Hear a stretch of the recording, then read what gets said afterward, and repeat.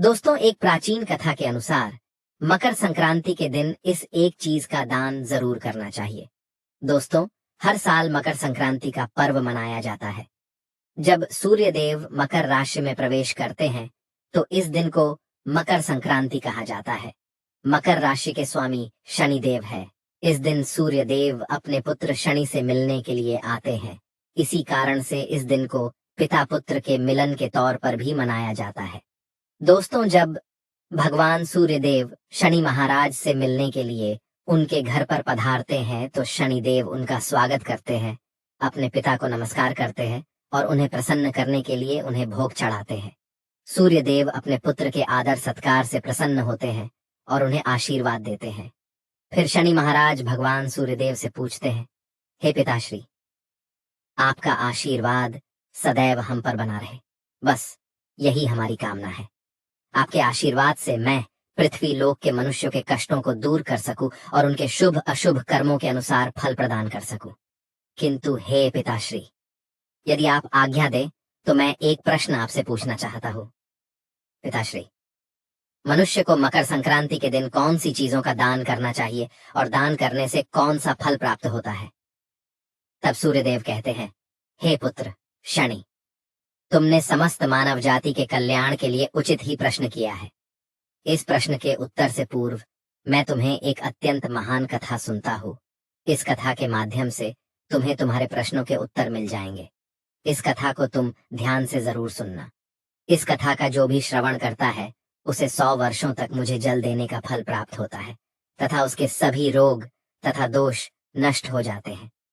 शनिदेव कहते हैं, हे पिताश्री, मैं इस कथा को ध्यान से पूरा अवश्य सुनूंगा। तब सूर्यदेव कहते हैं, हे पुत्र शनि, प्राचीन काल की बात है। पूर्व देश में एक अत्यंत शोभायमान नगरी थी। उस नगरी में सुनंद नाम का एक अत्यंत विद्वान ब्राह्मण रहता था। उस विद्वान ब्राह्मण की पत्नी का नाम सुनंदा था। वे दोनों ही अत्यंत धार्मिक और पुण्यवान थे।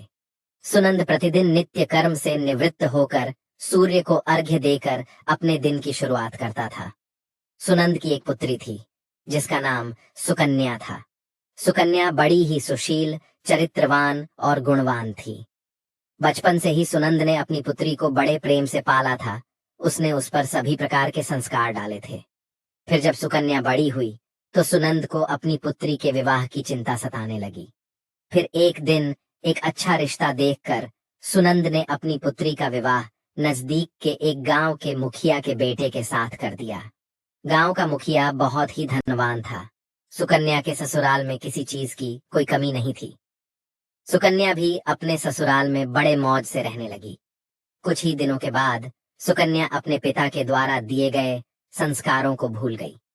पहले वह रोज सुबह उठकर सूर्य को अर्घ्य देती थी। अब उसने सूर्य की तरफ देखना भी बंद कर दिया।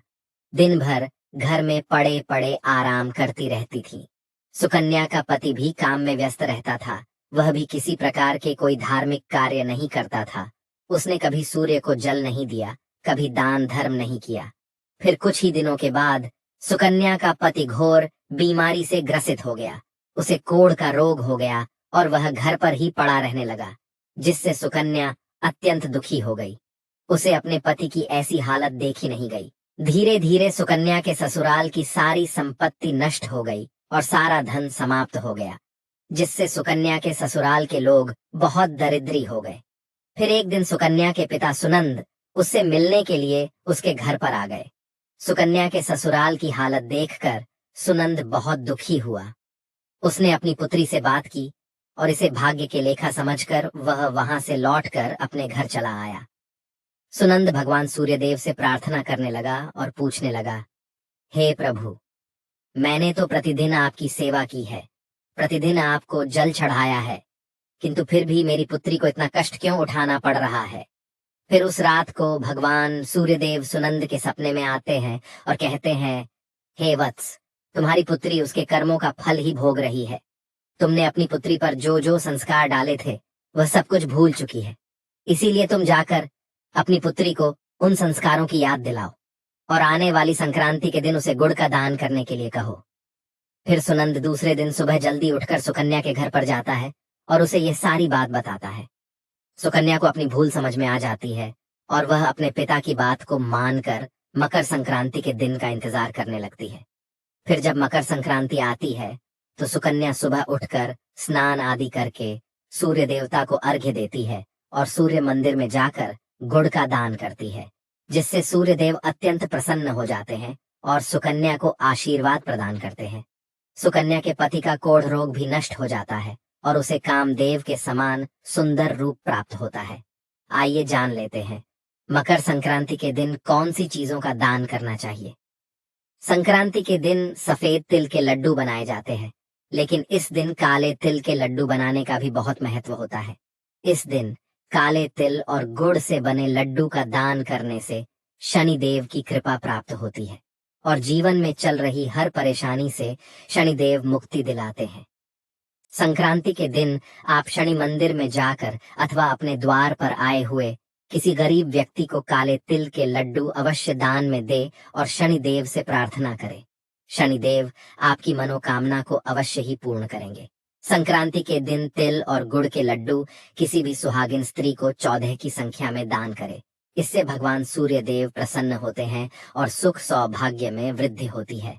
अगर घर में क्लेश का माहौल है, बार बार वाद विवाद, लड़ाई झगड़े होते रहते हैं, तो एक मुट्ठी काले तिल लेकर उसे घर के प्रत्येक सदस्य के सिर पर 7 बार उतारकर उसे उत्तर दिशा में फेंक दे। ऐसा करने से घर पर लगी बुरी नजर उतर जाती है और लड़ाई झगड़े समाप्त हो जाते हैं। घर में सुख शांति बनी रहती है। चंद्र, शुक्र और राहु दोष के कारण घर पर जो भी समस्याएं निर्माण हो रही हैं, उनसे छुटकारा पाने के लिए संक्रांति के दिन गौ माता को हरा चारा खिलाना चाहिए। इस दिन द्वार पर आई गौ माता को हरा चारा खिलाकर उन्हें नमस्कार अवश्य करें। गौ माता के आशीर्वाद से सभी ग्रहों के दोष नष्ट हो जाएंगे। संक्रांति के दिन रात को सोते समय इस एक उपाय को अवश्य करें। इससे मानसिक कष्टों से मुक्ति मिलती है।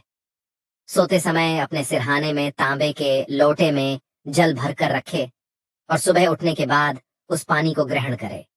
इससे शारीरिक और मानसिक रोगों से मुक्ति मिलती है। मकर संक्रांति पर सूर्य से शुभ फल पाने के लिए तांबे का सिक्का या चौकोर टुकड़ा नदी में प्रवाहित करना चाहिए, क्योंकि तांबा को सूर्य देव की धातु माना जाता है। इस तांबे की वस्तुओं का दान करने से तथा तांबे के पात्र में जल का पान करने से कई प्रकार के रोगों से छुटकारा मिलता है। तांबे का सिक्का नदी में प्रवाहित कर देने से आपके शरीर के अंदर के सभी रोग नष्ट हो जाते हैं। अगर ऐसा करना संभव न हो तो गुड़ एवं कच्चे चावल एक लाल कपड़े में बांधकर नदी में प्रवाहित करें। ऐसा करने से कुंडली में स्थित सूर्य दोषों में कमी आती है और बुरे दिन दूर होते हैं। शमी का पेड़ शनिदेव को अत्यंत प्रिय होता है। मकर संक्रांति के दिन सूर्य देव अपने पुत्र शनि से मिलने के लिए आते हैं, इसीलिए इस दिन शमी के पेड़ की पूजा का विशेष महत्व होता है।